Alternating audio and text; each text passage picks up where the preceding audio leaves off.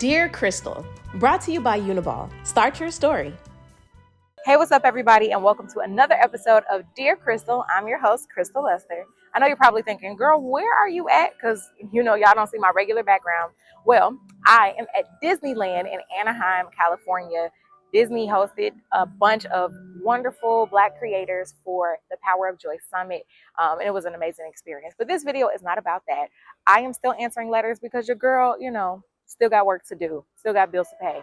But more importantly, I still want to be a light in dark places, no matter where in the world I am. So we have a letter that is perfectly fitting. Maybe I've been saving it for a moment, just like this.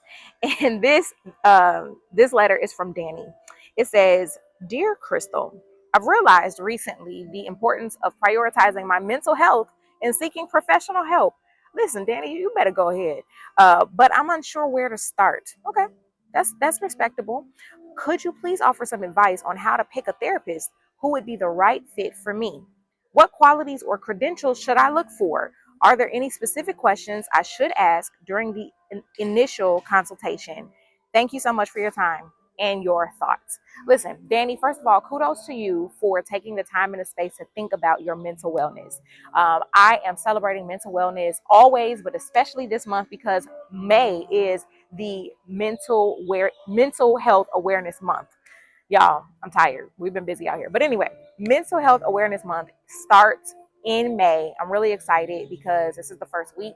And y'all know I'm always talking about mental wellness, mental health. I am an advocate, especially for therapy. And I love, love, love this question because I feel like people in general have this stigma about getting help mentally. It's like, what's wrong with me? And I think that's usually the biggest thing that keeps people from reaching out for help, is that they don't want themselves to feel like something is wrong with them, and they don't want other people to think something is wrong with them. So first of all, kudos to you for your bravery of asking that question of yourself and of me.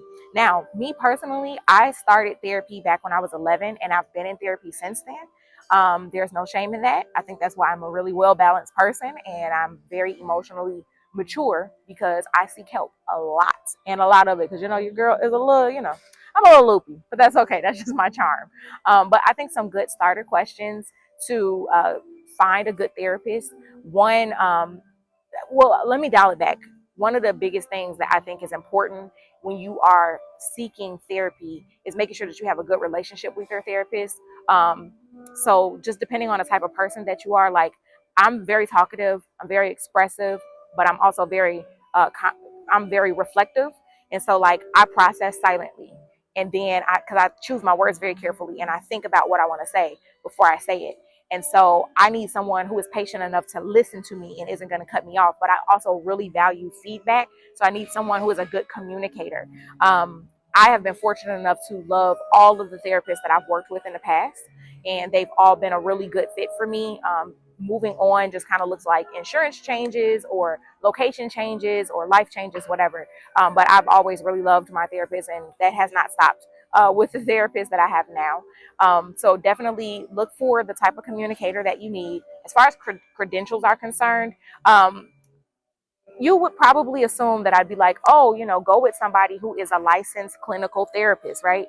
Yes, but also don't shy away from interns. Interns have to get their clinicals. They work under licensed therapists. I first started with my current therapist while she was an intern. And, it's just like doctors, right? You have residents who are in a hospital who are learning, but they are still very capable of practicing medicine, and they have patients, and they're knowledgeable, and sometimes they're a little more knowledgeable because they're like fresh out of school. They're with the newest technology and the latest information. And so I wouldn't shy away from doing interns. That's a cheaper option as well. Usually when you're working with an intern, it's a very nominal fee because they are not yet licensed, but they are working closely with licensed therapists. So I do recommend, if that's something that you need to consider as far as budgeting is concerned, consider interns that are working with licensed clinical therapists. And then there are also specialties. So, like, depending on where you think you might want to start, like, I first got back into therapy dealing with depression and anxiety, but prior to that, I had started with my last therapist because of grief after my sister passed away. And so there are therapists who specialize in certain areas, whether it's grief and loss, or whether it's certain mental, disorders, or whatever you want to call it. I don't want to offend anyone. any type of neurodivergence, if there's like a specific thing that you're looking for, like do your research, look up doctors, therapists that are included in your insurance or that are nearby that are affordable, and check that out. I haven't tried out like the BetterHelp, the apps or anything like that, so I can't really give any advice about that, but I've always worked with therapists that I know, like that work in offices that are local to me, and I also want to encourage you, like with those questions. This was really helpful. So the therapist that I'm currently working with, I started working with her back in 2022, and I went into the session having journaled, and I wrote down everything that I was feeling. So when I had our first session, I was able to clearly communicate what led me to her and why I felt like I needed help. And I think that that's really important, so that you get the most out of your sessions, and it kind of starts the conversation. And we kind of started at this point, and then we dialed back to kind of figure out, well, how did we get here? Because the therapist will know how to navigate and be able to make suggestions based on where you are and where you want to go. And I also, one of my biggest recommendations, like anybody who's in therapy, make sure that you have a therapist who is challenging you to grow. If you have a therapist who is a yes man and who is just telling you everything that you want to hear, I am of the opinion that they are not doing their jobs. And that's not to say that they have to be rigid, that they have to be in your face. I don't know what bug that was, sorry. That's not to say that they have to be rigid or in your face or mean or rude or anything like that, but it's more so this idea of growth is hard, it's challenging, it should be uncomfortable sometimes. You should go home with things to think about and things to work on. They should be able to hold you accountable for the changes that you want to make. Whether that be, physical changes, like, let me eat better so that I can manage my physical health, which will help my mental health, or let me take some time away from social media, so that I can deal with this thing that is that I'm dealing with internally, or whatever it is. Like, do your part, but like have someone who's going to encourage you to do your part. They're partnering with you for your health.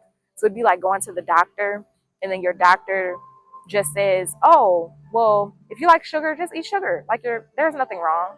And it's like, "Oh, but your blood sugar is at like 500, and you could go into a coma immediately and like not wake up." That's, it's not conducive to your health. So I would just recommend making sure that you have someone who is going to hold you accountable to a certain health plan, because therapists are working on your mental health just like a doctor will work on your physical health. So I hope that's helpful. Thank you so much again, Danny, for writing in. Shout out to our sponsors. Let's pay some bills, y'all. Shout out to our sponsors, Uniball, Start Your Story. I always recommend journaling. That is why I have this partnership with Uniball, and why I love this partnership with Uniball, because pens and pads, at the end of the day, I take it back to the basics and I'm writing things down. And it is effective, it's important, and it helps. So I hope that you write it out and then you talk it out. Remember that I love you, and remember that I am rooting for you. And please keep sending in the letters. I'll talk to you soon. Bye. Send in your letter for some fun advice at mydearchristal@gmail.com.